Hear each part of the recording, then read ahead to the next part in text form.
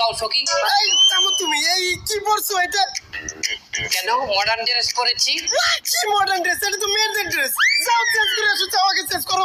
আমি কি পরবো না না পরবো সেটা আমার একান্ত ব্যক্তিগত অধিকার। আমার অধিক্ষেপে তুমি হস্তক্ষেপ করতে আসবা না।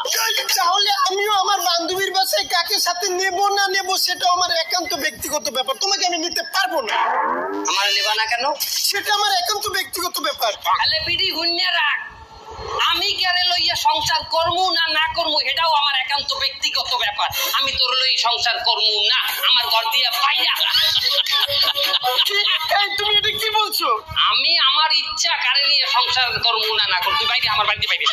দেখো দেশে কিন্তু নারী আইন সংস্কার হয়েছে, তুমি আমার সাথে এমন করলে আমি তোমাকে নারী নির্যাতন মামলা দিয়ে দেবো। কোনো ব্যাপার না, নারী নির্যাতন মামলা দিলে কোথায় যাব? জেলে।